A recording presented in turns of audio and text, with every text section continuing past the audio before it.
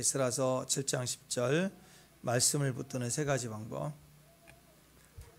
자, 앞을 보시고 에스라 7장 10절 말씀 다 같이 선포합니다. 시작. 에스라가 여호와의 율법을 연구하여 준행하여 율례와 규례를 이스라엘에게 가르치기를 결심하였다. 한 번 더 시작. 에스라가 여호와의 율법을 연구하여 준행하여 율례와 규례를 이스라엘에게 가르치기로 결심하였더라. 아멘. 축복합니다. 축복합니다. 자, 오늘 시작되는 7장부터 10장까지 7장부터가 이제 드디어 에스라서의 에스라 이야기입니다. 이스라엘이 1차, 2차, 3차 이 세 차례에 걸쳐서 바벨론으로 포로로 잡혀갔죠. 잡혀갈 때도 세 차례에 걸쳐서 잡혀갔는데 극적으로 귀환할 때도 세 차례에 걸쳐서 귀환을 합니다. 1차 귀환이 스룹바벨이죠. 1차 귀환은 스룹바벨. 성전 재건이 목적이었습니다. 그리고 2차 귀환이 에스라입니다. 오늘 주인공 에스라를 중심으로 2차 귀환합니다. 목적은 신앙 재건이에요. 스룹바벨 때는 성전 재건이면 2차 에스라를 중심으로는 신앙 재건. 자, 3차가 있죠. 3차는 이 뒤에 나오는 느헤미야입니다. 느헤미야를 통해서는 성벽이 재건이 돼요. 성벽. 그러니까 신앙이라는 건 뭐냐? 다 1차, 2차, 3차 다 회복입니다. 회복. 신앙은 회복이다. 왜냐하면 우리 존재 자체가 원래 하나님의 형상이었으니까. 원래 하나님의 기뻐하는 자였어요. 에덴 동산 기쁨의 곳에 주인공들이었어요. 그런데 우리가 무너졌죠. 죄로. 그래서 신앙은 다 회복인 거예요. 회복. 축복합니다. 그래서 무너졌던 모든 것들을 다시 재건하고 회복하는 것, 그게 신앙입니다. 신앙생활 잘하고 계시죠? 지금 회복되고 있어요. 다시 돌아와요. 아멘? 빼앗긴 게 돌아오고, 빼앗긴 영혼이 돌아오고, 잃어버린 시간 물질 다 돌아옵니다. 아멘? 다 회복해 가고 있는 게 신앙생활이에요. 그러니까 회복이라는 단어를 우리는 신앙의 본질은 회복이다. 여기에 초점을 둬야 됩니다. 그러니까 회복은 신앙적 차원이에요. 그러니까 회복을 위해서 우리가 뭘 노력해서 되는 게 아니라고. 인간적으로 애쓰고 노력해서 회복하려고 하는 건 다 거기에요. 회복은 하나님의 단어이고 신앙의 본질이기 때문에 회복을 위하는 과정은 전적으로 하나님 앞에 엎드려야 돼요. 하나님이 우리에게 회복해 주시는 겁니다. 하나님 앞에 그래서 말씀에 순종을 하면, 하나님 앞에 순종하면 하나님께서 우리에게 배나 갚아주신다. 이게 신앙의 기본이에요. 이게 회복에 대한 성경의 접근이라는 것입니다. 그래서 오늘 저와 여러분에게 진짜 회복이 일어나기를 축원합니다. 아멘. 하나님이 하시는 회복이에요. 내가 하는 거 말고. 아멘. 자, 에스라서를 보면 우리가 이제 오늘 7장인데 1장부터 6장까지 했죠. 6장까지는 스룹바벨 중심으로 성전이 재건되는 것에 대한 이야기, 막 방해가 있었잖아요. 근데 결국 이제 재건이 됐습니다. 그리고 7장부터 이제 에스라가 주인공 돼서 성전이 아니라 이제는 신앙이 재건돼요. 그렇죠? 집만 지어놓고 사람이 안 살면 의미가 없잖아요. 그죠? 좋은 집을 지었으면 좋은 가정이 세워져야 됩니다. 축복합니다. 그래서 그 기록이 여기 나와 있습니다. 그리고 참고할 것은 1차 스룹바벨, 그리고 2차 에스라의 신앙 재건 사이, 그러니까 6장에서 7장 사이, 7장 넘어오는 6장 끝 말씀에서 7장 1절로 넘어오는 그 사이가 대략 79년, 80년 정도가 지난 거예요. 축복합니다. 상당히 시간 차이가 있어요. 80년이라고 하면 되게 긴 시간입니다. 그렇죠. 2025년이니까 80년 전이면 1945년도예요. 1945년도 여러분 뭐 했어요? 8월 15일, 1945년 8월 15일. 기억 있으세요? 머리로는 알죠? 뭐예요, 그날이? 해방이죠, 해방. 그다음에 1948년 3년 뒤에 대한민국 정부 수립. 아니 교과서에서 유관순 누나 다 배웠잖아요 그때. 근데 그 감각 있어요? 80년 전이면 감각 있어요 없어요? 거의 없어요. 까마득합니다. 기억도 안 나고 대부분 아직 안 태어났을 거예요. 그러니까 80년 후에 그 다음 세대로 보면 돼요. 80년 기다렸다가 다시 신앙 부흥 운동이 일어났다. 이 말은 완전히 다른 세대가 그 아들 세대가 이제 다시 부흥의 세대가 됐다라는 거예요. 그러니까 이렇게 생각해 보고 나면 에스라가 이 스룹바벨 성전이 완공되고 나서 성전 지어진 다음에 성전 안에서 폭발적인 민족적 부흥이 일어나는 시간은 80년이라는 것은 굉장히 긴 시간입니다. 어려워요. 부흥이 시작되는 시간이 어려웠다라는 거예요. 성전이 지어지고 난 다음에도. 자, 3차하고 4차 시기. 4차는 느헤미야가 그 성벽을 재건했다고 그랬죠. 이 3차까지 시간은 14년이에요. 14년도 사실 짧은 시간이 아니죠. 15년 정도 되면. 그러니까 에스라하고 3차 귀환 때 느헤미야하고는 거의 동시대 사람이다 이렇게 볼 수 있지만 첫 번째 1차 귀환자 스룹바벨하고는 상당히 먼 이야기예요. 먼 이야기. 유관순 누나 정도 되는 시간이라고. 한참 먼 시간이에요. 자, 다시 정리하면 3차에 걸쳐서 돌아오는데 1차, 2차 시간 간격은 80년, 2차, 3차는 14년 시간의 때가 있습니다. 그러니까 이 에스라는 그 중간에 끼어서 80년 지난 그 시간의 새로운 시작은요, 맨 땅에 헤딩하는 것 같아요. 그리고 14년이 또 지나야 연결이 되는 부분입니다. 자, 그러니까 하나님은 80년 전에 스룹바벨을 극적으로 사용하실 때 그때도 하나님이시고 에스라도 80년 후에 부흥을 일으키는 분도 하나님이시고 그리고 14년 뒤에 또 예루살렘 성벽이 드디어 세워지는 백성과 정치적인 안정을 얻게 되는 시기까지가 하나님이 하셨지만 하나님은 꼭 보시면 그때 꼭 결정적인 순간에는 반드시 그때 쓰는 사람이 있어요. 아무나 그냥 야 너 이리 와 해서 쓰진 않아요. 그때 그 기적의 시대에 쓰임받는 그 사람이 반드시 있다라는 거예요. 아멘? 네. 오늘 에스라를 쓰셨습니다. 우리가 역대기 묵상했을 때 거기에 계속해서 반복적으로 나왔던 게 뭐였어요? 역대기에 가문 이야기 나왔죠. 특히 엄마 이야기 나왔어요. 그 어머니가 누구였더라? 조금 추가하면 아내가 누구더라? 여자들의 영향력, 가문, 명문 가문에 있어서 여자들의 영향력이 굉장히 크다라는 것을 계속 역대기에서 기록하고 있었습니다. 자, 에스라는 어떤 사람이냐?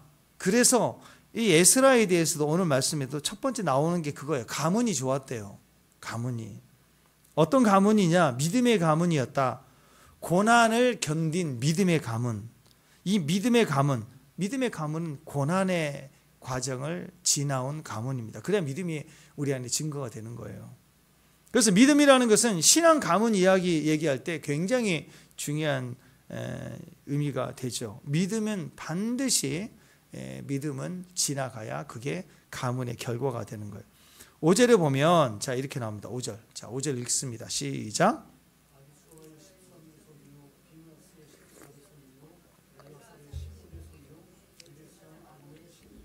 네, 쭉 뿌리 올라가 보니까 대제사장 아론 아시죠? 아론의 16대 손이다 이렇게 기억을 합니다. 아론 제사장 대명문 가문의 후손이다 이렇게 얘기합니다. 제사장 가문이죠. 자, 그러니까 이 제사장 가문이 바벨론의 그 포로로 끌려갈 때, 다니엘이 끌려갈 때, 1차에 끌려갈 때 당연히 1차에 끌려간 사람이겠죠. 명문 가문이니까 제일 똑똑하고 힘 있고 영향력 있는 사람은 쌍끌이로 그냥 1차로 끌고 가버렸으니까. 그러니까 그때 끌려갔던 가문이라는 거예요. 훌륭한 가문이었다. 믿음 좋은 가문이었다. 교회 헌신도도 높았고 기도도 많이 하고 그게 아니라 제일 좋은 것은 믿음이에요. 믿음. 이 사람이 직분이 뭔가 그런 게 아니라 믿음인데 믿음을 어떻게 알 수 있느냐?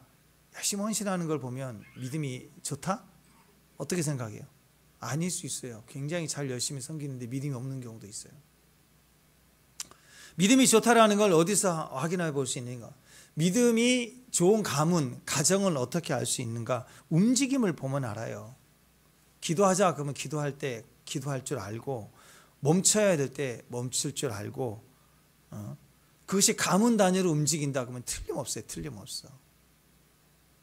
그래서 한 개인의 신앙도 중요하지만 그 가문이 신앙적 움직임이 있다는 것은 그건 쉬운 일이 아닙니다. 그래서 그 가정 전체가 진짜 그냥 명분으로 우리는 몇 대째 기독교 가정입니다. 그거 말고 진짜 한 가정이 하나가 돼서 한 교회를 섬기고 계속 그 역할을 해 나가는 걸 보면 그건 보통 가정이 아닌 거예요. 예. 아멘? 예. 그런 사람 만나야 돼요. 자, 유다 멸망할 때도 40년 동안 예레미야가 죽어라고 외쳤죠. 예레미야가. 그죠? 40년 동안 말을 선포해도 듣지를 않으니까 울면서 질질 짜면서 예레미야가 40년 동안 외쳤어요. 뭐예요? 좀 끌려 좀 가라. 민족 자존심 뭐 그런 게 생각하지만 좀 끌려가. 하나님의 뜻이야. 바벨론에게 좀 끌려 좀 가. 그랬더니 뭐 저런 매국노 뭐 저 친일파 저런 친중 막 이러면서 난리를 치면서 예레미야를 복가됐다고. 아니 지금 하나님은 계속해서 좀 끌려가라. 좀 끌려가. 끌려갈 때는 좀 끌려가. 그때 안 끌려갈래. 안 끌려가겠다. 버티는 거예요. 그 버텼던 사람들 보세요. 어떻게 됐어요? 다 멸망하고 사라졌죠? 그 다음에 버티는 사람 중간에 그래도 필요하면 2차 때 때려서 끌고 가고, 그래도 고집스러우면 눈 빼갖고 끌고 가죠. 그렇게 해서라도 살리려고. 그래도 애국까지 도망가면 애국에서 죽잖아요. 다 결국 멸망시키잖아요.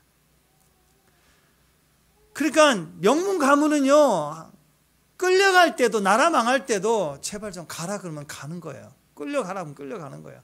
잡혀가라 그러면 잡혀줄 수 있는 사람들, 가문 단위로 끌려갔던 사람들이 1차 포로로 끌려갔던 사람들입니다. 그래서 그렇게 포로기에 끌려갔다가 다시 돌아올 때도 가문 단위로 돌아오는 사람들, 우리 저번에 살폈죠? 가문 단위로 돌아왔어요. 5만 명, 5%밖에 안 돼요. 그렇지만 가문 단위로 돌아온 거예요. 한 사람, 한 개인이 돌아왔더니 딱 숫자를 세보니까 5만 명이 아니라 가문 단위로, 가족 단위로 옮겨왔다니까요. 그러니까 제가 보기에는 1차 때 끌려갔던 그 가문 그대로 뿌리 내리고 있다가 오라 그러니까 그 가문 단위로 그대로 또 끌려온 거. 70년 동안 얼마나 가문 단위로 그 가문이 뿌리를 지켜서 신앙을 지켰는지 아시겠죠? 특별히 이사야를 통해서 말씀했을 때는 남은 자 그랬거든요. 그러니까 우리가 오해하지 말아요. 이사야가 얘기했던 남은 자는 끌려간 사람들이에요. 끝까지 버티고 고집스러면서 예루살렘에 남아있었던 자가 남은 자가 아니고, 한국말로 남은 자는 그건데 그게 아니라 진짜 하나님 남겨주시는 마지막 때 쓰임받는 사람들은 그때 딱 빼시는 거예요. 끌려갈 때 끌려간 사람. 그래서 그들은요 고집 피우고 버티다가 계속 예루살렘 우리 땅이야 막 포크레인 뭐 지나가라 나를 막 이렇게 버팅기고 그런 게 아니고, 그것은 불순종하고 목이 곧은 백성들의 모습이잖아요. 결국 멸망을 당하고 말았습니다. 근데 다니엘처럼 끌려간 자는 하나님 남겨주시는 자들이에요. 그들이 돌아올 때도 결국 믿음을 지켰어요. 그러니까 남은 자는 그 땅에 육신의 눈으로 버틴 사람들이 아니라 믿음을 지킨 자들이 남은 자들이에요. 그래서 바벨론에 끌려가서도 믿음을 지켰다. 자, 그 자손이 오늘 에스라입니다. 태어나기는 바벨론에서 태어났어요. 태어나기는. 그러니까 믿음의 명문 가문의 후손이었기 때문에 비록 바벨론에서 태어나고 자랐지만 너는 네 근본은 유대인이고 뿌리는 하나님이야. 그래서 외국 이방 땅에서 태어났지만 그런 철저히 하나님 백성으로 유대인으로 교육받고 자랐다는 거예요. 그런 세대의 아이들에게 스마트폰이 뭐 AI가 이기겠어요? 못 이기지. 우리식으로 얘기하면 한국 사람인데 미국에서 태어난 거라고. 근데 생김새는 다 한국 사람인데 저는 미국 사람이에요. 이런 게 아니라 뿌리는 한국 사람이다. 그래서 한국말, 그래서 여러분 2세들이요 한국말 못하는 애들 되게 많거든요. 근데 어떤 아이들은 한국말을 잘해요. 어디서 다르죠? 부모가 달라요. 부모가 똑같은 한국 사람이지만 그냥 애들 태칭해버리고 알아서 하라고 다 키운 거고, 세상 교육에 바벨론 교육에 맡긴 거고, 그 교육은 교육이지만 한국 사람이라는 것을 가리켰어요. 문화와 음식을 통해서. 그러니까 부모가 다르니까 신앙이 다르고 역사가 달랐다는 거죠. 언어나 자란 환경은 페르시아가 익숙합니다. 핏줄 때문에, 유대인이라는 이유 때문에. 그래서 하나님 백성을 훈련받았고, 그리고 돌아가라 그랬더니 거기서 태어난 자들이 하나님의 음성을 듣고 돌아와라 그랬더니 돌아가는 거예요. 놀랍죠? 자, 에스라 입장에서 보면 본향이라는 개념이 아직 없어요. 왜? 태어난 곳이니까. 태어난 곳은 바벨론, 자란 곳은 문화는 다 거기니까. 근데 본향이라는 걸 믿어야 되는 거예요. 한 번도 가본 적이 없는 본향, 아버지 조상의 땅. 근데 그게 진짜라는 걸 알아야지만 돌아올 수 있는 거예요. 지금 내가 자란 느낌, 이 모든 것이 진짜로 생각하면 절대 못 돌아와요. 본토 친척 아비집을 못 떠나는 거라고. 근데 페르시아에서 성공하고 왕의 신임을 얻어서 잘 나가는 인생인데, 이걸 그냥 뚝 잘라서 포기하고 그리고 다시 예루살렘으로 돌아왔다. 이건 대단한 겁니다. 여러분, 이거 굉장한 신앙이에요. 굉장한 신앙. 마치 찬송가 94장과 같아요. 주 예수보다 더 귀한 것은 없네. 아멘. 예수보다 더 귀한 건 없습니다. 아멘. 그 고백은 무엇을 의미해요? 세상 즐거움 다 버리고 세상 자랑 다 버렸네. 이거예요. 이거. 귀하다는 고백이 중요한 게 아니라 버려야 진짜예요. 버려야.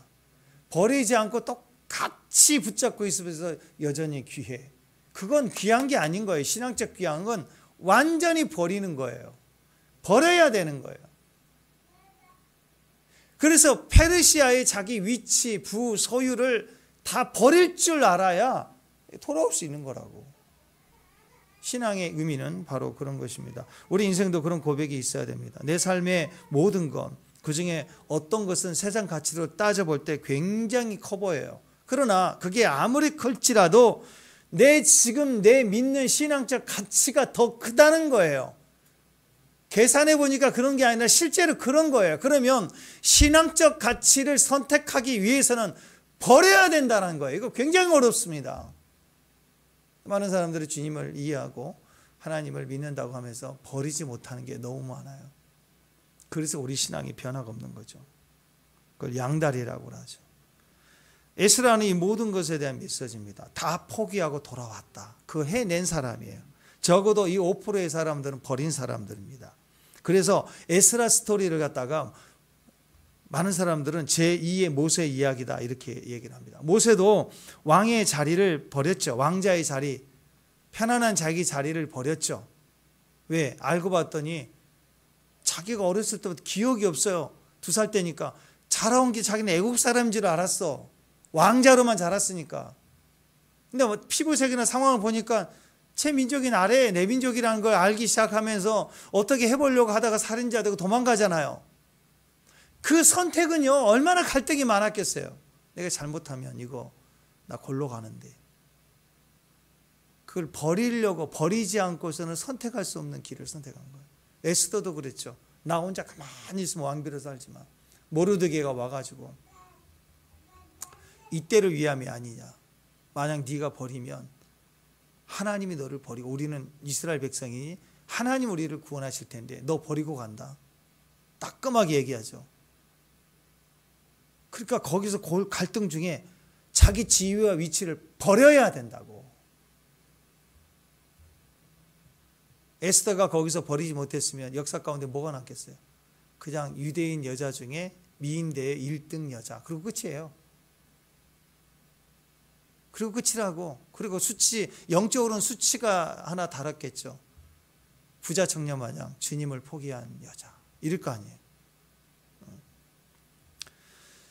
자, 에스라도 마찬가지입니다. 고위층 명문 가문이었지만 페르시아의 왕의 신임을 얻은 잘 나가는 인생이었지만 다 버렸어요. 다 버리고 가족과 함께 돌아갔어요. 가족과 함께 돌아갔다. 하나님 이런 사람을 쓰신다라는 거.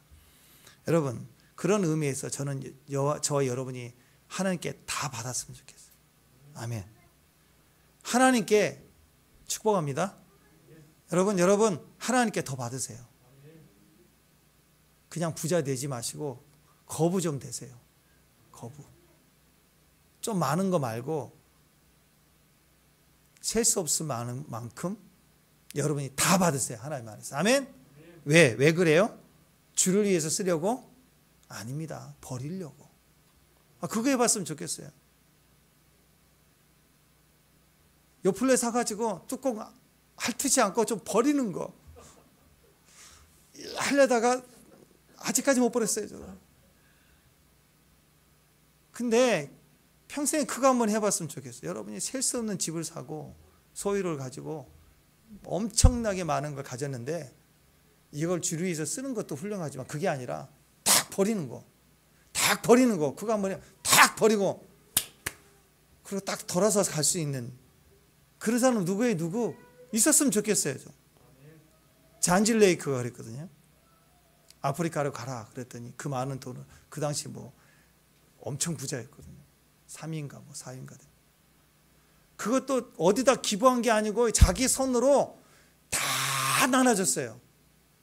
하나님이 아프리카로 가라니까 다 나눠주고 어느 정도 나눠줬느냐? 그 당시 비행기가 아니니까 배를 타고 아프리카로 가야 되는 백값도 남기지 않고 다 나눠줘 버렸다니까. 완전 빈털터리가 됐다니까.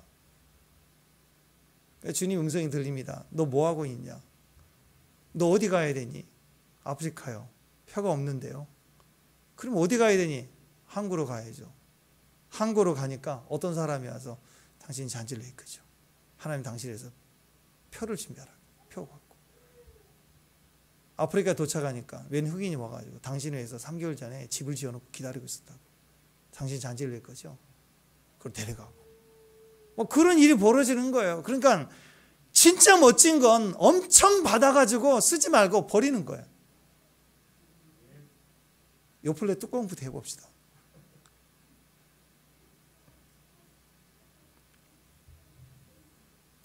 우리가 왜 많이 가져야 됩니까? 왜 우리가 성공하고 잘 돼야 됩니까? 다 버리려고. 다 버리려고. 다 가졌는데 주를 위해서 주의 음성이 들릴 때 그것을 다 버릴 수 있을 때 그때 파워가 생기는 거야. 파워.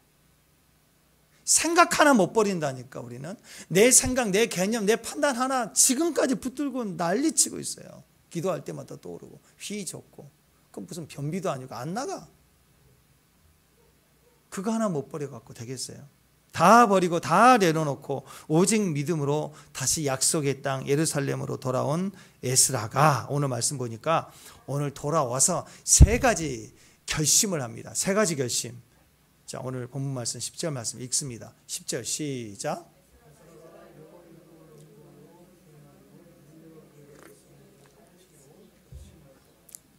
결심했다.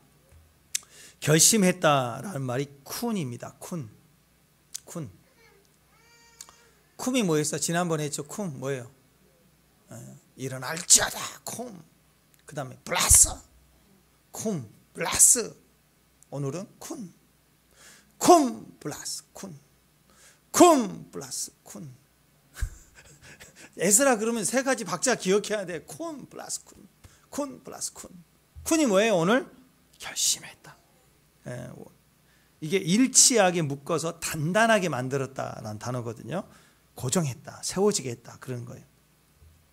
자, 많은 좋은 아이디어가 있어도 결심하지 않으면 그 아이디어는 흐트러져 버립니다. 금방 사라져 버립니다. 5분 뒤면 내가 무슨 생각했는데 기억이 안 나요. 그래서 좋은 아이디어가 있을 때 그것을 케이블 타이로 확 묶어버려야 돼요. 머리 막 흩날리고 힘들면 머리 확 묶어버리잖아요. 단단하게 묶어버리잖아요. 마찬가지입니다. 여러분, 결심한다는 것은 기도할 때 떠오르는 감동, 이미지, 느낌들을 팍 묶어야 돼. 꽉 잡아야 돼. 뭘로 묶어야 돼요? 입으로 싹 시인하고 선포해버린 거예요. 꽉 묶어버리는 거예요. 그러면 실체가 되기 시작해요. 입이 중요합니다. 입. 기도할 때 많은 감동과 생각들이 예언적으로 올라올 때 그것을 묶는 거예요. 입으로. 그 행위를 결심이라고 합니다. 결심. 마음이 묶었다. 다니엘 보세요. 다니엘. 자, 다니엘 1장 8절 시작.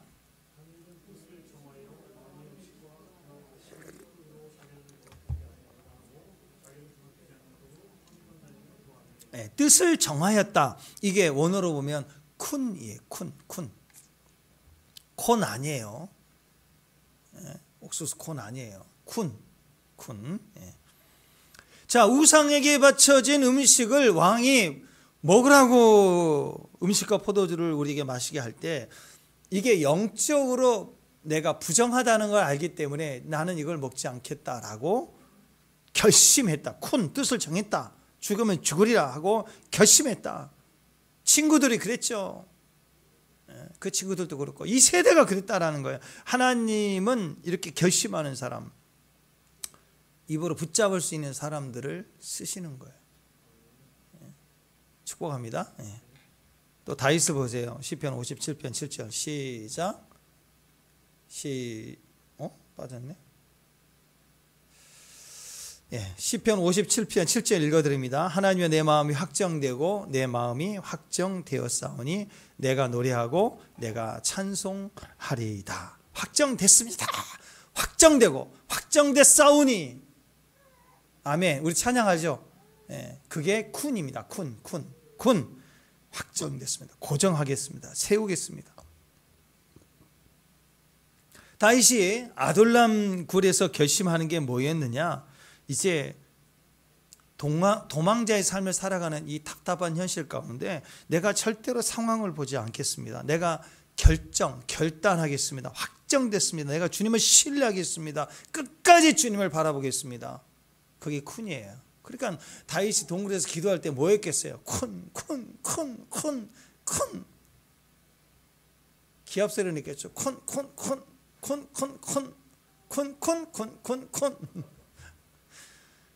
결단해야 돼요. 어려울 때, 힘들 때, 피하고 도망갈 생각 제발 하지 말고 무거운 짐이 다가올 때 확정되고 확정됐습니다. 쿤 했습니다. 쿤 하고 부딪혀 가야 된다고.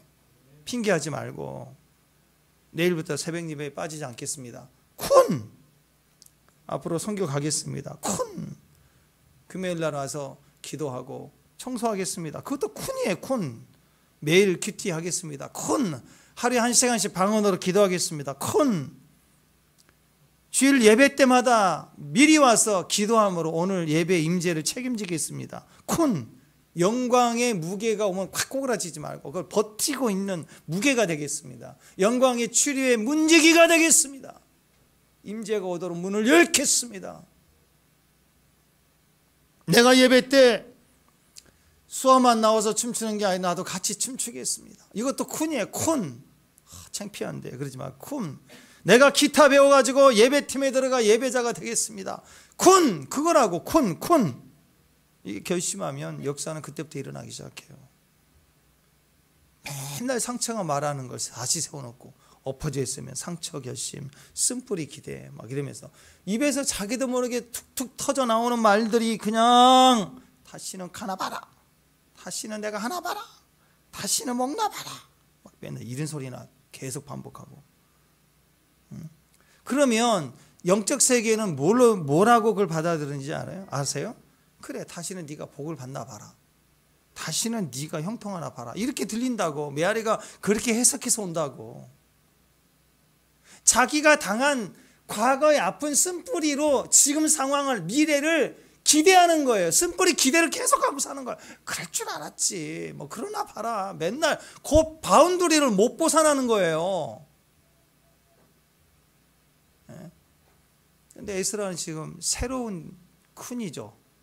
새로운 상황을 결정하고 확정합니다. 다윗이 그랬고 다니엘이고 똑같은 세대예요. 그러니까 연구하고 준행하고 가르치겠습니다. 오늘 그 세 가지 말씀에 대한 기대감을 가지고 있습니다. 이 세 가지는 지금도 저와 여러분에게 말씀을 어떻게 붙들어야 되는지 세 가지 놀라운 방법이라고 저는 믿습니다. 이 세 가지. 첫 번째, 연구하겠다. 말씀 딱 갖고 오면 어떻게 해야 돼? 연구하겠다. 이 다라쉬라는 단어가 이 조사하다. 어떤 것을 가지고 그것에 대한 지식을 얻기 위해서 막 현미경으로 보고 막 이렇게 테스트 해보고 하는 것이 연구입니다. 연구. 말씀이 오면 이 말씀을 그대로 보지 말고 그 말씀을 확인하고 관찰하고 막 실험해보고 해서 이 말씀의 지식을 내가 가져야 돼요. 그 역할을 성령님이 해주시기 때문에 내가 그 노력, 연구하는 것, 그것이 나를 갖다가 완전한 지식으로 이끌어가는 거예요. 말씀을 말씀대로 두면 안 되는 거예요. 읽고 그 다음에 묵상해야 돼요. 그래서 그 안에 있는 것을 질문해 보면서 큐티해 보면서 그 말씀을 내가 가지는 거예요. 지식을 얻는 거예요. 축복합니다. 자, 베드로전서 1장 10절 11절 한번 읽어보세요. 시작.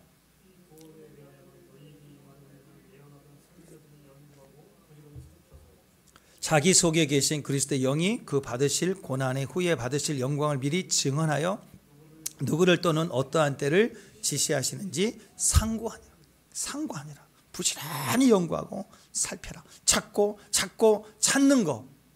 어떻게 찾아요? 질문하는 거. 그게 기초예요.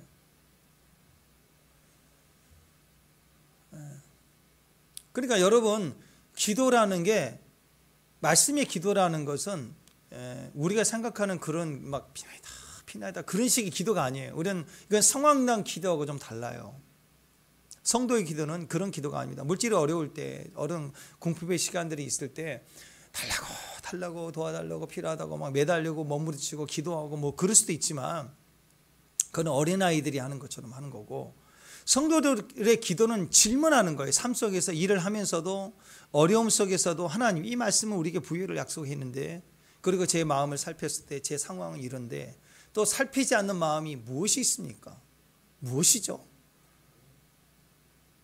재정에 대한 질문들을 하기 시작하는 거예요. 그리고 이 말씀과 내 상황은 왜 다른지요? 어떤 이유가 있습니까? 제 생각은 이런데 주님 생각은 어떻습니까? 끊임없이 꼬리를 물고 계속해서 질문해 가는 거. 그게 큐티인데 그게 기도예요. 일상의 사실은 최고의 기도라고. 말씀을 연구하겠다. 깊이 파는 거예요. 디깅하는 거예요. 삽으로 계속 파들어가는 거예요. 깊이. 농부가 씨를 뿌렸는데도 결실하지 않는다고 뭐 안 되네. 그런 농부가 어디가 있어요? 일단 파보는 거죠. 또 씨앗이 어느 정도 자라가다 다 말라가면 이유가 있을 거라 생각해서 농부는 일단 파보잖아요. 뿌리가 어떻게 된다. 그런 과정들을 계속 파가면서 뒤집어 엎으면서 때로는 깊은 곳에 흙의 양분이 남아있는지 여러 가지 상황들을 확인해 보는 거예요. 뿌리가 흙에 닿지 않는 부분이 있는지, 그 속에 어떤 바위가 있는지, 쓰레기가 있는 건지 확인해 보는 거, 이런 과정이 전체로 연구하다라는 의미가 되는 겁니다. 그러니까 내가 익숙한 거, 씨 뿌리고 기다리고 물 주는 것만 반복하는 게 아니라 확인해보고 뜯어보고 파헤쳐보고 그리고 방법을 새롭게 해보고 하는 이 모든 과정이 연구하다입니다. 그래서 깊이 질문하면 깊은 음성을 듣게 됩니다.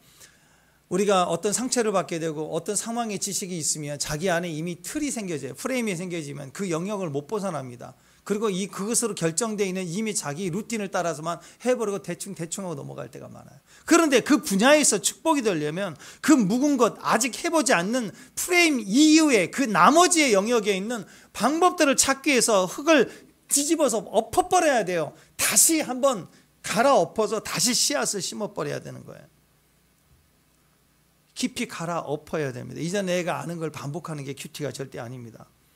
묵은 것을 반복하는 게 아니라 깊이 있는 것을 발견해내서 갈아엎으면 싱싱한 맛이 나요. 깊이 파여져 있는 그 뒤집혀지는 과정을 통해서 결실이 풍성해지는 것입니다. 그래서 깊이 질문하면 우리는 깊은 음성을 듣게 되는 거예요. 그러면 결실이 이전과 다르다는 것입니다. 그래서 에스라는 특징이 그거예요. 오늘 우리 신앙 부흥 운동을 위해서 우리가 아는 것처럼 막 말씀을 증거하고 막 엎드려서 기도하고 그다음에 또 뭐 했을까요? 막 전도하고 성경반 뭐 이렇게 개설하고 뭐 그런 거 했겠죠. 근데 거기에 키포인트가 있었던 게 아니라 이 사람은 원래가 연구하는 사람이에요. 공부를 참 많이 했던 사람이에요. 원래가 그런 사람이라고. 자, 6절 말씀, 오늘 7장 6절 말씀 읽습니다. 시작.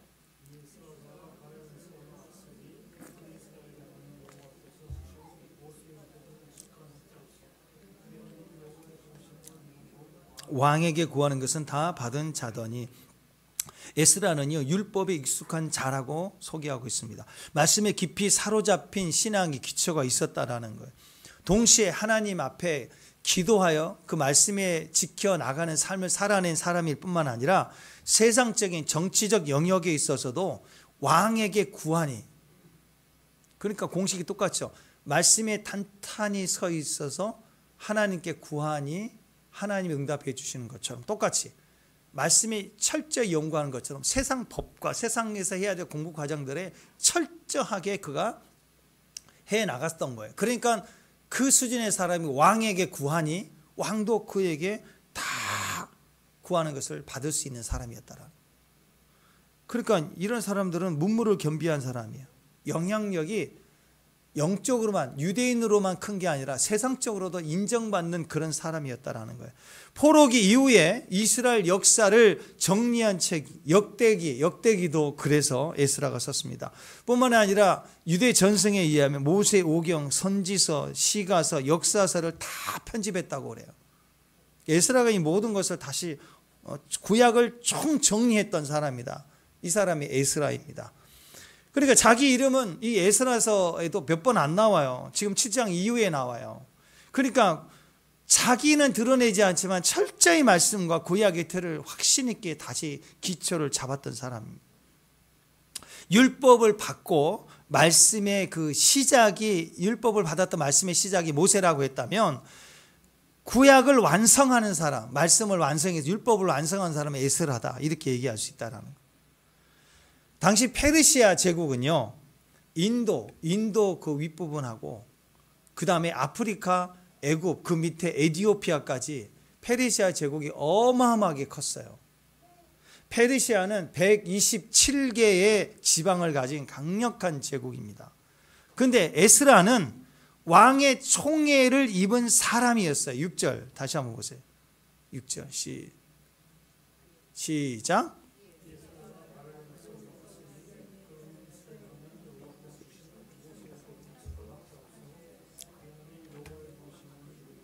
왕에게 구하는 것은 다 받은 자더라. 대단합니다. 왕에게 부탁하는 대로 다 구하는 대로 허락해 주는 사람, 보통 사람 아니에요. 이렇게 총애받았던 이유가 뭐냐? 그는 신실하고 성실하고 정직하고 그런 것도 있었겠죠. 그러나 무엇보다도 보이지 않는 하나님의 손이 있었다. 축복합니다. 다니엘도 그랬고 요셉도 마찬가지고. 그러니까 이 엄청난 제국이 얼마나 많은 인물들이 있었을까? 얼마나 많은 집안의 세력들이 있었을까? 근데 왕은 그에게만큼은 모든 것을 구하는 대로 다 주실 만큼 그는 총애를 입었어요. 이 총애를 입은 하나님의 방법이 뭐예요? 아가서에 나와 있죠. 에스더가 그랬죠. 그거예요. 하나님의 보이지 않는 손이 그를 늘 도왔기 때문이에요. 오늘 우리 인생 가운데서도 보이지 않는 하나님의 손이 도우시는 역사가 있기를 축원합니다. 아멘. 네, 그리고 괜히 이뻐요. 괜히 아름다운 거예요. 괜히 멋진 거예요. 네, 그 분위기를 가진 사람, 그 임재의 사람이 되시기를 축원합니다. 느헤미야 8장에 보면은요, 수문 앞 광장에서 엄청난 부흥이 일어납니다. 성벽이 다 재건된 이후에요, 느헤미야가 3차로 돌아와서 성벽을 재건하고 모든 것이 다 마무리됐을 때 누구를 모셔오냐면 에스라를 모셔와서 그때 에스라가 말씀을 낭독하고 선포하는데 부흥이 터져버려요. 그러니까 에스라는 집안부터가 명문 가문인데 율법 가문이고, 그리고 말씀만 묵상한 게 아니라 세상 공부 학문을 해서 정치적으로도 세상의 왕이 인정할 만큼의 수준의 사람이었어요. 인격과 실력으로도 부족함이 없는 사람, 대단한 사람이죠. 근데 그가 스룹바벨이 돌아온 이후에 80년이 지난 그 동안에 준비된 사람이었어요. 그리고 그가 에스라 신앙운동을 하고 나서 14년 이후에 15년 뒤에 느헤미야가 와서 성벽을 완성하는데, 그러니까 에스라가 와서 14년 동안 뭐 했겠어요? 네, 말씀을 연구하고 오늘 세 가지 결심한 대로 말씀을 연구하고 말씀을 준행하고 말씀을 가르치는 일을 했던 거예요. 14년을 말씀의 사람으로 친히 살아낸 거예요. 그러니까 14년 후에 느헤미야가 에스라를 초청해서 세워놨더니 그때 신앙 부흥이 터져버리는 거예요. 말씀을 준비하고 계획하고 묵상하고 지켜내는 삶을 철저히 살아낸 사람, 그게 바로 에스라였다는. 여러분, 목회자가 성도들에게 가장 큰 축복은 그거예요. 말씀을 연구하는 거예요. 가정에서도 부모가 자녀들에게 제일 큰 축복, 그것은 바로 돈을 물려주는 게 아니고 평생 묵상하고 증명해낸 말씀을 물려주는 것. 부모는 말씀의 사람들이어야 합니다. 부모는 말씀을 연구해야 돼요. 말씀을 묵상하고 그리고 말씀의 삶을 살아내야 돼요. 그게 제일 좋은 영향력, 축복인 거예요. 두 번째는 그 말씀에 대한 결심, 두 번째는 준행하는 거예요. 준행하겠다. 말씀만 연구하고 말씀만 아는 게 아니라 준행한다. 아싸거든요. 아싸, 행하다, 만들다, 그런 뜻인데, 창세기 6장 22절 읽습니다. 시작. 하나님이 자기에게 명령하신 대로 다 준행하였더라. 당대 의인 노아를 쓰실 때 노아는 말씀하시는 것을 그대로 다 이루시는, 그대로 순종해 준행하는 사람이었다라는. 아멘. 자, 신명기 23장 23절 시작. 내 입으로 그대로 실행하도록 유의하라. 무릇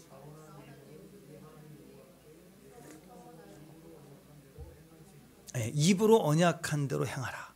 그대로 실행하도록 유의하라. 준행하라. 이게 축복의 원리예요.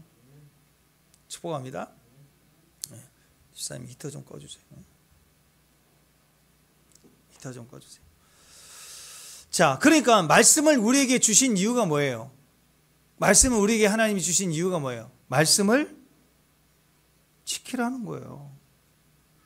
그러니까 율법을 알았다면 그때부터는 답을 찾은 거니까 그 말씀을 찾았으니 말씀대로 살아가야 하는 것, 그게 당근이죠. 안 그래요? 근데 말씀만 연구해. 말씀만 알아. 몇 장 말씀만 알아. 누가 뭐라 그러면 그 말씀은 이런 뜻이야. 말씀은 해석도 해. 근데 지키지를 않아. 그러니까 어떤 분이 천국 갔더니 사람은 없고 입술만 와 있다, 뭐 그런 얘기를 하잖아요. 입술만 구원받았고 사람은 안 지키니까 사람은 못 오고, 뭐 천국이 토막 사건을 내가지고 데려가는 것도 아니고. 말씀이 성경책 안에서는요, 말씀은 살아있지 못해요. 말씀을 읽고 묵상하고 내 안에 들어와야 말씀은 내 안에서 살아있는 거예요. 또 말씀이 내 삶에 살아있게 하기 위해서는 내 삶에 내가 실천해야 살아있게 되는 거예요. 말씀이 이론에서 삶의 행동으로 연결지게 하는 그 굉장히 역할이 중요합니다. 말씀이 이렇게 연결되어져 살아있게 하는 역할을 어떻게 하는가? 소리내어 시인하고 선포하는 거예요. 방법이 없어요. 말씀을 소리내어 시인하고 선포하는 거예요. 말씀을 소리내서 읽고 말씀을 소리내서 묵상하고. 다시 방법을 가르쳐 드릴게요. 말씀을 어떻게 해요? 읽을 때 속으로 읽으면 안 돼요. 물론 이제 전철 타고 다니면서 소리내서 읽으면 좀 그렇지만 기본은 소리를 내서 읽는다. 두 번째, 묵상을 어떻게 해요? 명상 아니에요. 히브리 말로 묵상의 90% 이상이 다르는 하갈이에요. 중얼거리 소리를 내는 거예요. 떠들어내는 거예요. 소리를 내서 선포하는 거예요. 그게 묵상입니다. 묵상. 말씀을 소리내서 읽으면 읽을수록 말씀에 힘이 들어가요. 힘이 있는데 그 말씀의 소리를 귀가 듣는 거예요. 내 귀가 말씀의 소리를 듣는 거예요. 말씀을 들으면 녹음 테이프 틀어놓고 mp3 그 성경 읽어주는 거 틀어놓고만 있으면 되겠죠. 그 말씀을 들을 때 영의 힘이 생기는 게 아니에요. 말씀의 소리를 듣기 때문에 내가 말씀을 소리 내서 믿음으로 말해야 내 귀가 음성을 들으면서 노크에서 문이 열릴 때 내 영혼으로 그 말씀에 힘이 들어가요. 그 말씀에 믿음이 들어가는 거예요.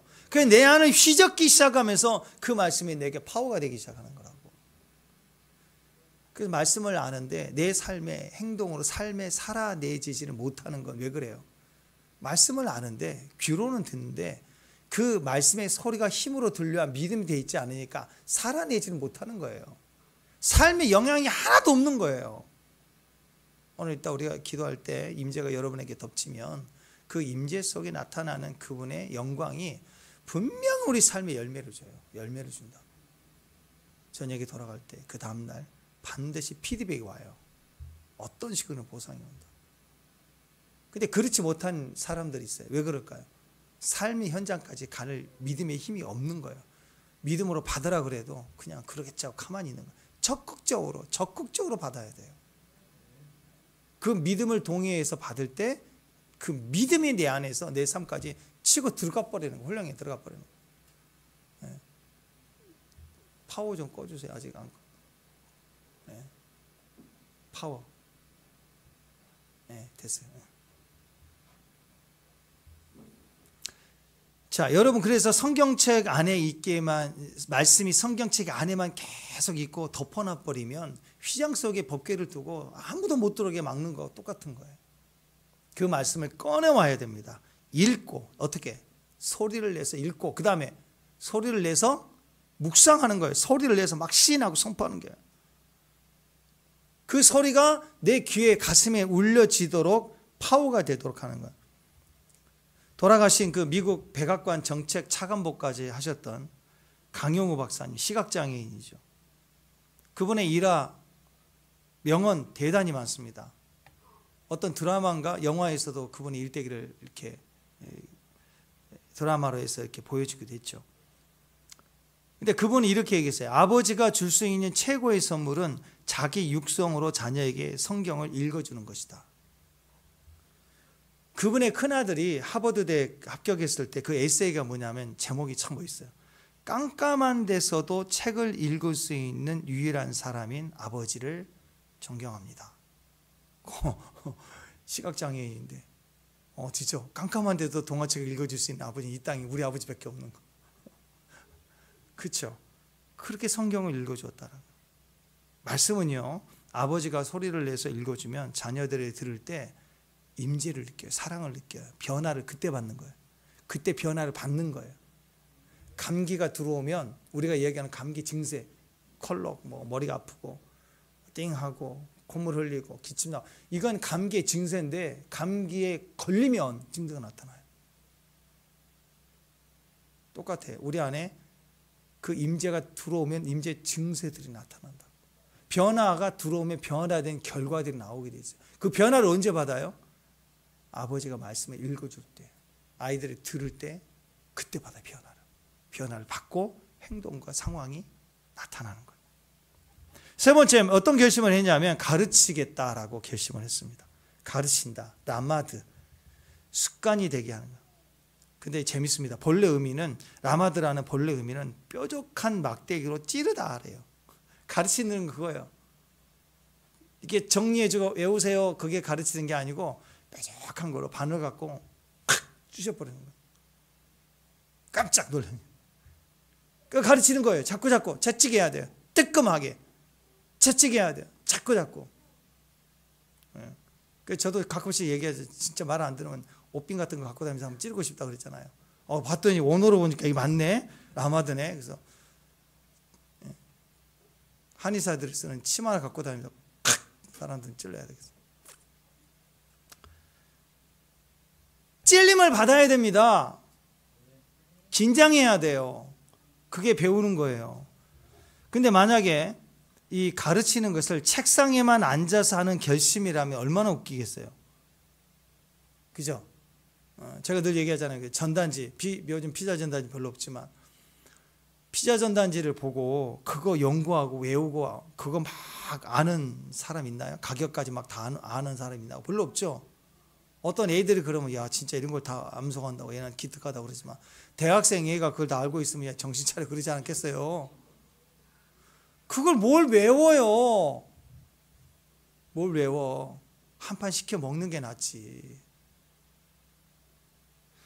성경을 말씀을 성경에서만 배우면 안 돼요.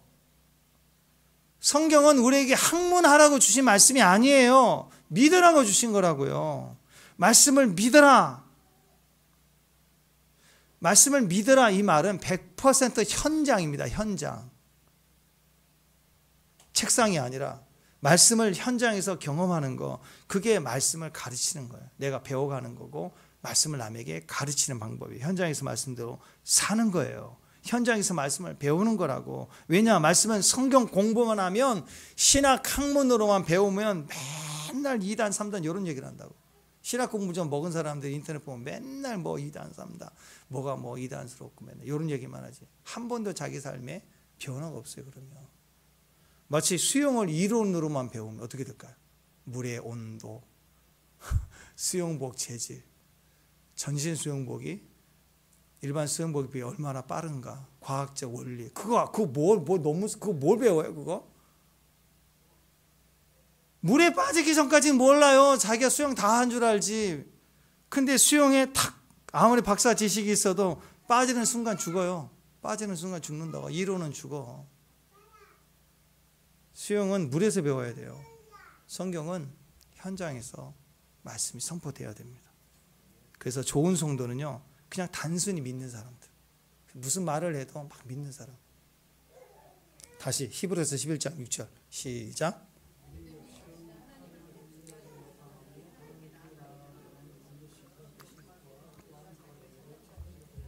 자, 믿음이 뭘까요? 믿음이 좋은 사람은 어떤 사람일까? 상 준다고 그러면 죽어라 뛰는 사람.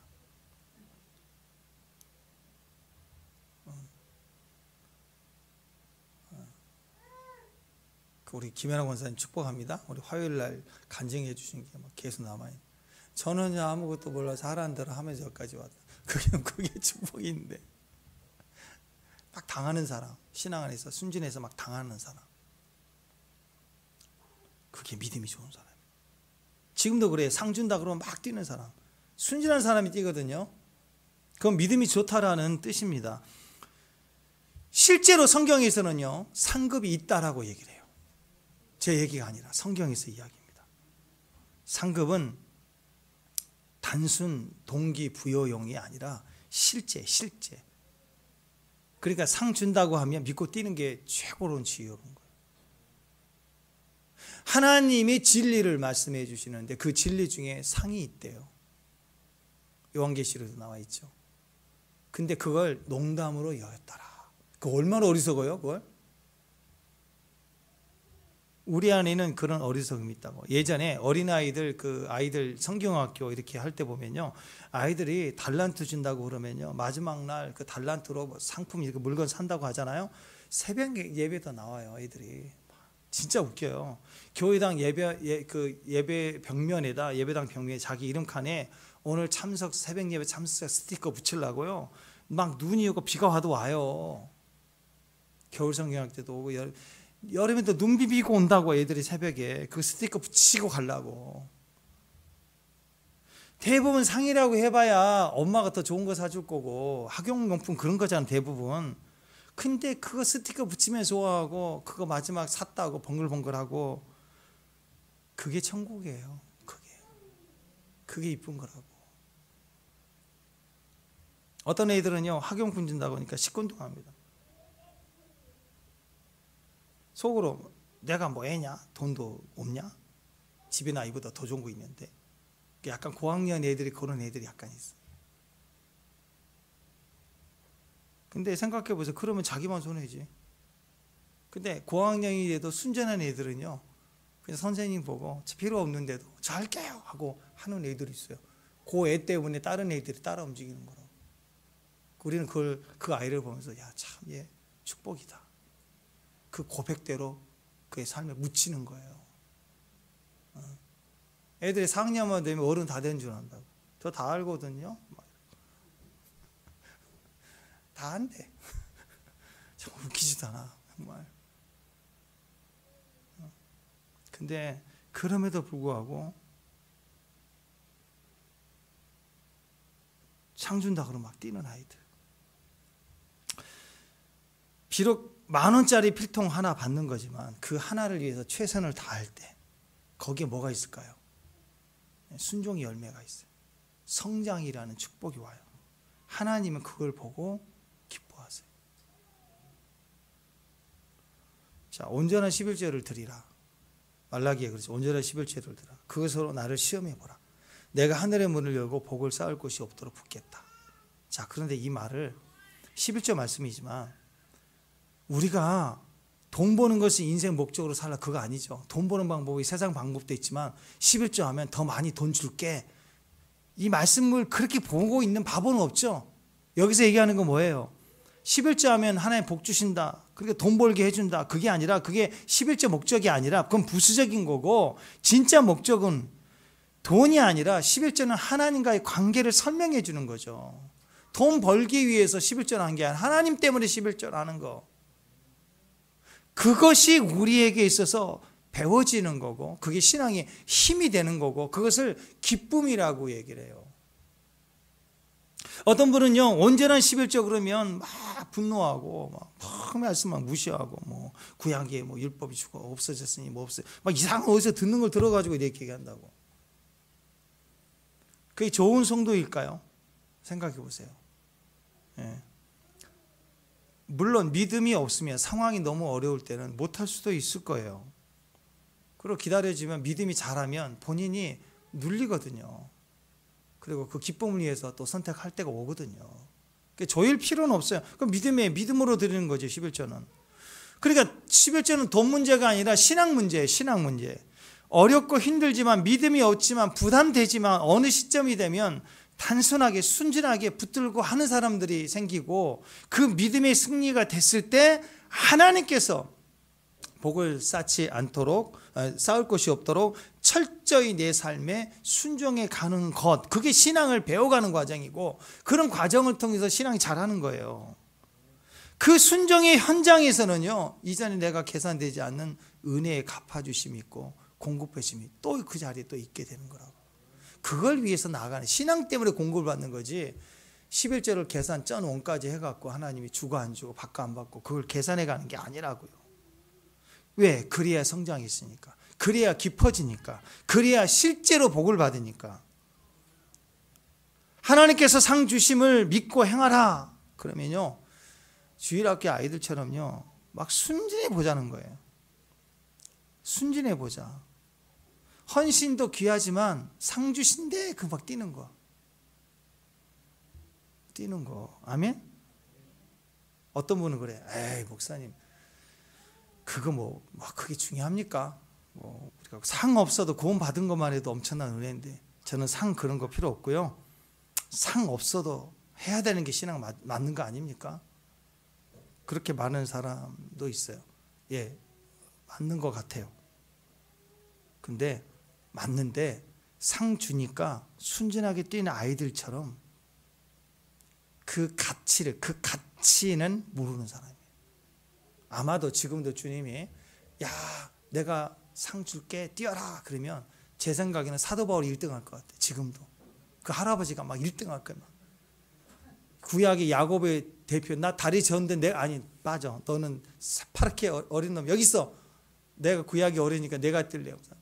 야곱이 막 엄청나게 뛸 것 같아요. 여러분 믿음의 사람들은요 순진해요. 진짜 필통 하나 준다고 그래도 뛸걸요 아마. 그게 우습죠. 우스운데 그게 영적인 거예요. 예전에 집회하고 막 그 현장에서 만나신 분들 보면 정말 그러신 분들 있어요.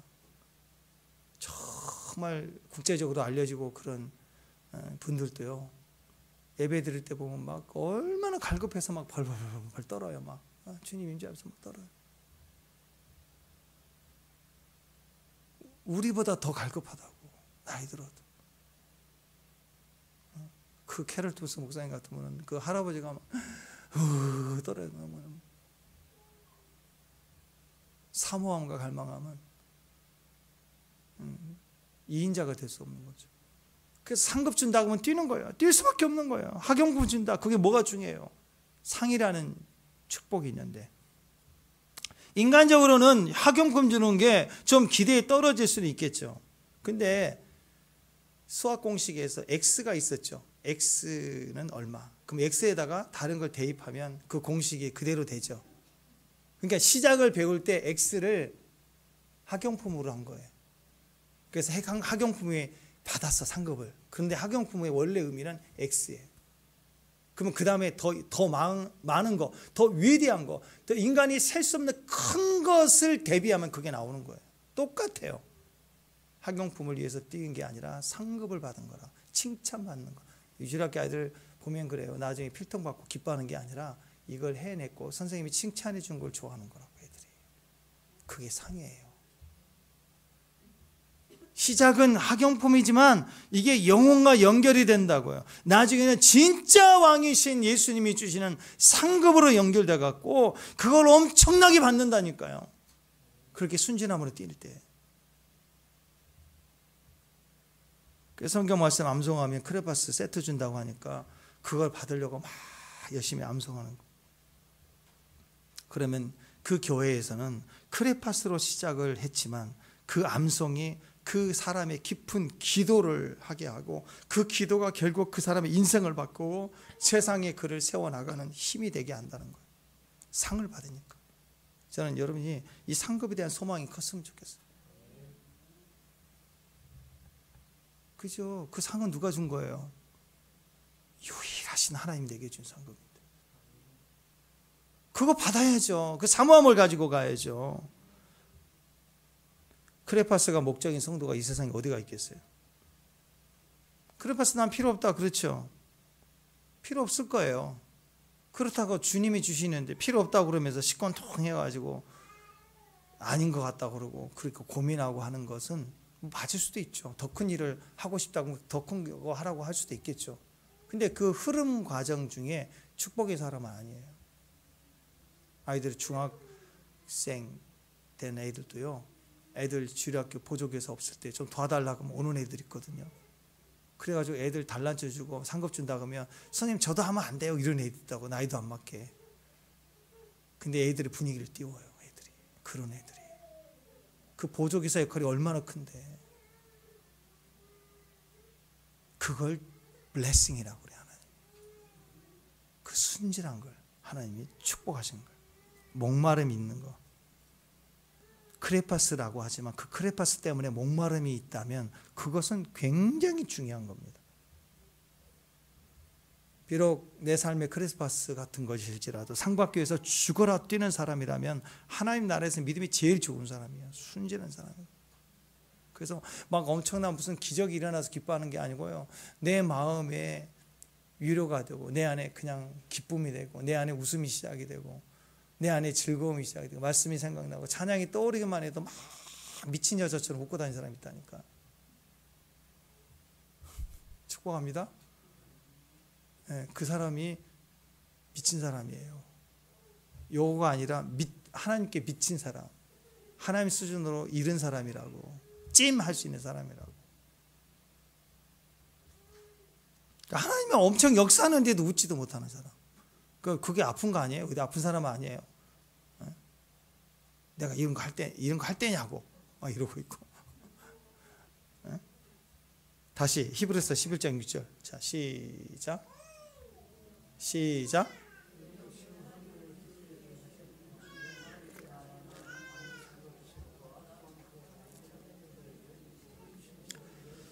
자, 보십시오. 하나님을 기쁘시게 하는 것이 뭘까? 하나님을 기쁘시게 못하시나니 그랬죠. 하나님을 기쁘시게 하는 게 뭐예요? 그 전구절에는 이렇게 얘기합니다. 5절 시작. 에녹은 죽음을 보지 않고 옮겨졌으니 그를 옮기시면 다시 보지 아니하니 그가 옮겨지기 전에 하나님이 기쁘시게 하는 자는 증거를 받았다. 그러니까 에녹의 인생, 에녹을 딱 정리하는 게 말이 하나님을 기쁘시게 하는 자였어요. 그러니까 하나님을 어떻게 해야 기쁘시게 하는 자를 보여줬단 말이에요. 무엇이 하나님을 기쁘시게 하는 자예요? 동행하는 자예요. 에녹은 300년 동안 동행의 사람이에요. 하나님 뭘 제일 기뻐하냐면 동행하는 걸 기뻐해요. 에녹의 은사는 동행입니다. 하나님과 동행하는 거, 그걸 하나님이 너무 기뻐했대요. 다시 6절 시작. 믿음이 없이는 하나님을 기쁘시게 못하시나. 자, 뭐예요? 믿음 없으면 동행이 안 된대요. 믿음 없어도 성경 공부되고 신학 공부 되고 다 돼요. 남 가르치는 것도 돼요. 뭐가 안 되냐면 말씀과 삶의 현장에서 동행이 안 돼요. 기쁨이 안 되는 거예요. 말씀 읽을 때만 기쁨이고 현장에서 맨날 울고 있고. 하나님은 4억짜리 차를 줬는데 은혜로 받았는데 굴릴 힘이 없어서 맨날 걸어 다니는 거예요. 비가 오다 눈이 오다. 삶의 현장은 늘 능력이 기쁨이 안 되는 거예요. 삶의 현장에 똑같이 머리 쓰고 똑같이 경쟁하고 똑같이 스펙 쌓고 다녀야 되니까 우리에게 주신 흐름대로 가지 못하는 거예요. 말씀이 내 삶에 풀어지지 않는 거예요. 그러니까 삶의 역사가 풀어지지 않는 거죠. 진짜 사랑하는 선남 선녀가 만났다고 합시다. 진짜 로미오 줄리엣 같은 사람이 만났다고 합시다. 그러면 그들의 소원이 뭘까요? 생각해봐요. 그들이 정말 두 사람이 만났을 때 기쁨이 뭘까요? 무슨 선물, 이벤트, 그거 아니죠? 그거 아니라고요. 그건 부수적인 거예요. 진짜는 뭐예요? 항상 같이 있어주는 거. 그 로미오 줄리엣 사랑 거기서도 마지막 이야기에 그가 죽으니까 같이 없이 있다는 건 슬픔이니까 같이 있겠다. 죽음이라도 같이 있겠다. 그 사랑 이야기가 그 얘기 아닌가요? 동행이 얼마나 큰 사랑인가. 인생의 동행을 놓치지 말라는 거예요. 인간관계도 그렇고 우리 인생 그렇습니다. 옆에 누가 항상 있다는 게 진짜 축복입니다. 여러분 그거 아십시오. 옆에 항상 누가 있다는 거. 지금 여러분이 여러분 손에 모든 부와 귀, 존귀함, 뭐 부족함이 없이 모든 것을 다 가지고 있다. 충만하다. 그럼 그런 사람들이 있다면 소원이 없을까요? 아니죠. 그런 사람일수록 소원이 있어요. 어떤 소원일까요? 네, 딱 하나예요. 동행이에요. 동행. 그런 사람들은 의외로 진짜 동행할 만한 사람이 없대요. 돈이 어느 정도만 모여도 다 자기하고 엮어서 뭔가 하려고 친구가 되지 자기 자체를 그대로 인정해주고 바라봐주는 사람이 없대요. 심지어 가족들도 그렇게 안 한대. 돈 때문에 온대. 그래서 가장 슬프다고 얘기를 합니다. 그런 사람들 똑같아요. 그렇잖아요. 여러분이 부와 기를 다 가지고 있으면 얼마든지 살 수 있고 쓸 수 있다면 뭘 더 선물해주고 받는 게 그렇게 중요할까요? 어떤 사람이 여러분에게 갈망이 될까요?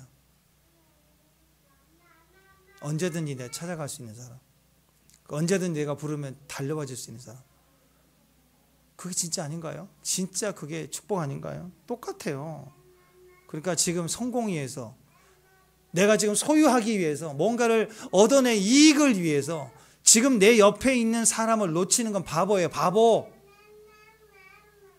지금 옆에 있는 사람이 축복이라니까. 전화할 수 있고 전화해 좀 와줄 수 있는 사람이 축복이라고.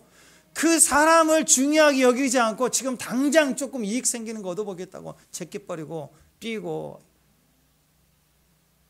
그렇게 달려가는 것이 가장 인생 바보 되는 겁니다. 어두운 깜깜한 곳에서 있다 해도 같이 가주고, 병상에 있을 때도 같이 있어주고, 기쁠 때도 옆에 있어주고, 이게 제일 행복입니다. 그래서 임재가 제일 행복이에요. 누군가에게 항상 임재가 되는 사람, 그게 사명자입니다. 결혼식 있을 때, 잔치가 있을 때 같이 가서 기뻐해 주는 거. 돈만 보내지 말고 가야 되고, 장례식 있을 때, 우울할 때도 같이 가서 그냥 조용히 그냥 막 이래라 저래라 하지 않고 있어주는 거. 그 임재가 되는 거, 임재가 되는 사람, 그게 축복입니다. 예수님도 그래요. 최고의 그분의 기쁨이 뭐냐? 우리가 그분을 어떤 상황에서도 같이 있어주는 거, 동행하는 거, 그걸 주님이 제일 기뻐하시는데요. 그러니까 우리가 이제는 졸업해야 됩니다. 맨날 임재만 구하는 거. 임재만 구하면서 하나님 필요합니다. 하나님 임재해 주세요. 그래서 맨날 하나님 오라 가라 하시면서 제발 좀 하나님 그만 끌어내리시라고요. 우리 안에 계시다고 하나님은. 그러니까 하나님 오세요 그러지 말고 이제 잘 왔으면, 우리 예린이가 어제도 보니까 엄마 찾아요. 맨날 엄마 불러. 얼마나 기뻐요. 언어도 엄마란 소리를 할 줄도 알고 엄마를 찾는다는 게 기쁘고. 그런데 얘가 대학생 가고 시집 가고 어른 돼가는데도 맨날 엄마 이리 와, 엄마 이리 와. 맨날 그러면 어떻게 되겠어요? 잘할수록 임재가 어떻게 돼야 돼? 임재를 부르는 게 아니라 내가 가서 엄마에게 찾아가서 엄마의 임재가 되는 사람이 돼야죠. 누군가를 찾아가는 임재가 돼야지. 맨날 오래 하나님 맨날 오시라고. 언제까지 오라는 기도할겠어? 그것도 믿음이라고 또 무슨 뭐 보좌를 또 옮겨버리는데 하나님은. 제발 보좌는 간두시고 내가 움직이면 되잖아요. 가라 그러면 가는 거. 다시 6절 말씀. 자, 6절 말씀, 오늘 이 6절 말씀 다시 보세요. 여기 보면은 믿음이 없이 이 믿음을 예수님으로 바꿔보세요. 예수님. 자, 예수로 다시 바꿔서 읽어봅니다. 시작. 예수님이 없이는 하나님을 기쁘시게 하지 못하나니 하나님께 나아가는 일 반드시 그가 계신 것과 또한 그가 자기를 찾는 자에게 상 주시는 이심을 믿어야 할지니라. 하나님, 예수님 없이는 하나님을 기쁘시게 못한대요. 예수님은 은혜라고 하죠. 믿음이라고 얘기하고 지혜라고도 얘기합니다. 말씀이라고 얘기합니다. 말씀 없이는 하나님을 기쁘시게 못해요. 지혜 없이는, 은혜 없이는 전혀 기쁨이 안 된대요. 진짜 믿는 자가 되는 것은 하나님의 기쁨이 되는 거예요. 예수가 있어야 되는 거예요. 반드시 말씀을 가르치고 말씀을 나눠야 됩니다. 자, 이렇게 믿음으로 하나님과 동행하면, 믿음으로 하나님의 기쁨이 되면, 하나님을 기쁘시게 하면 그가 계신 것, 그 동행의 축복이 있다는 거죠. 그것뿐만 아니라 뭐가 있냐면 그가 자기를 찾는 자에게 상 주시는 이심을 믿어야 할지냐 그랬어요. 무슨 말이에요? 우리가 주님을 믿음으로 찾으면 주님이 우리에게 임재해 주실 뿐만 아니라 상도 주신다는 거. 자, 오늘 이게 중요합니다.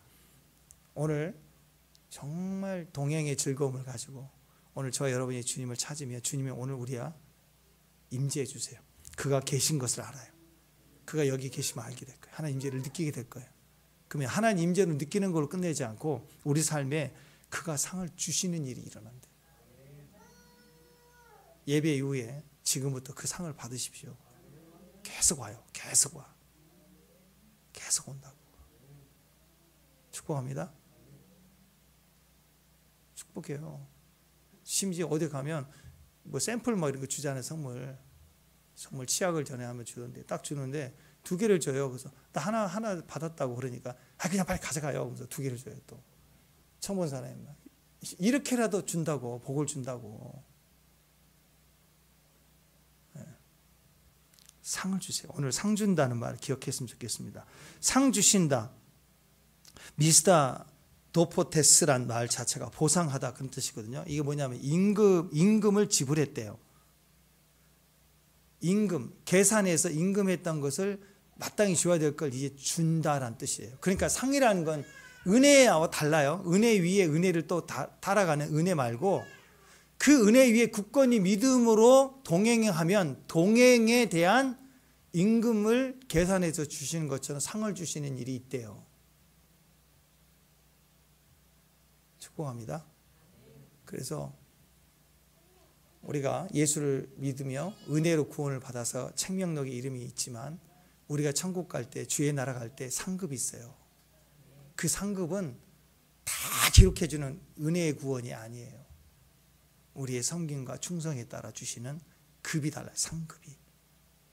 그것을 이 생에서도 받게 하세요. 하나님. 진짜.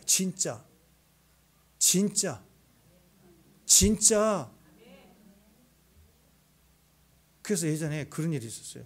기도하다가 기도해 주는데 하나님이 가끔씩 상급을 보여줄 때가 있거든요. 그래서 갑자기 기도해 주고 있는데, 집회 때 기도해 주고 있는데 숫자 3이 보이고 그리고 구두가 보이더라고요. 구두가. 그래서 하나님이 당신에게 3일 이내에 구두를 줄 건데 이 의미는 상급이라고 그래서 상급. 엄청 울더라고. 나중에 진짜 구두로 받았대, 선물을. 그러니까 여러분 기도할 때 이렇게 이미지가 오고 뭔가 보여줄 때 막 선포해. 된다. 그건 상급이에요. 상급. 은혜로 주시는 것도 있지만 상급이 있다고. 제 마음은요, 정말 그래요. 제 마음은 이렇게 막 은혜로 막 나누고 싶어. 제 오지만 두툼하면 막 은혜로 막 주고 싶어. 근데 그거 말고, 은혜 말고 진짜 상급으로, 하나님 상급으로 막 주셨으면 좋겠어요. 은사가 은혜로도 오지만 상급으로도 옵니다. 예배 중에 그 선물을 받으십시오. 그 능력을 받으십시오. 그가 자기를 찾는 자들에게 상 주시는 이심을 우리는 믿어라, 믿어야 할지니라. 상 주신다. 그 말은 한마디로 하나님을 아는 즐거움을 주시는데, 하나님을 아는 즐거움이 확 들어오면 하나님을 안다라고 하는, 그 안다라고 하는 것은 물론 구원을 얘기하지만 영원 구원을 이룬 주의 백성들이 하나님을 알아가는 것이 자라가는 건데, 어떻게 알아가는 게 있느냐? 첫 번째는 하나님 우리 가운데 영혼의 구원만 주신 게 아니라 지금 여기 계심을 알게 되는 것이 즐거움이에요. 또 한 가지 즐거움은 주님이 여기 계시는 것을 아는 즐거움으로 막 웃는 것뿐만 아니라 하나님이 오늘 여기 우리에게 상급을 받아라 하고 상급을 또 주신다라는 거예요. 주신다. 자, 어떤 상황에서도 하나님을 아는 즐거움을 준다. 어떤 상황에서도 하나님을 아는 즐거움을 준다. 다시요. 어떤 상황이냐면 몸이 아픈 상황에서도 하나님을 아는 즐거움. 어떤 하나님? 여호와 라파의 하나님을 아는 즐거움을 주신다. 어떤 상황에서도 하나님을 아는 즐거움을 주신다. 그 어떤 상황이 물질적으로 어렵고 궁핍할 때 여호와 이레라는 하나님을 아는 즐거움을 주신대. 그러니까 어떤 상황에 질병의 상황이든 물질의 상황이든 관계 어려움이 있든 간에 그 안에서 뭐 해야 돼요? 막 웃어야 돼. 그 웃음은 하나님을 아는 즐거움이에요. 그 말은 우리에게 여호와 라파이든 여호와 이레이든 여호와 샴마이든 그분의 이름을 아는 즐거움을 주셨기 때문에 터지는 거라고. 여호와를 아는 즐거움으로 충만하시기를 주님의 이름으로 축원합니다. 아픔이 있고 또 관계에 두려움이 있고 또 걱정이 있을 때 하나님께서 그 모든 위로와 모든 사랑과 모든 평강을 아는 즐거움이 주님께 있는데 그게 우리에게 주신대요. 상급으로 주신대요. 오늘 그 상급을 받는 저와 여러분 되시길 바랍니다. 자리에서 일어나셔서 찬양합시다. 그 찬양 중에 받으세요. 나 주님의 기쁨 되기를 원하요.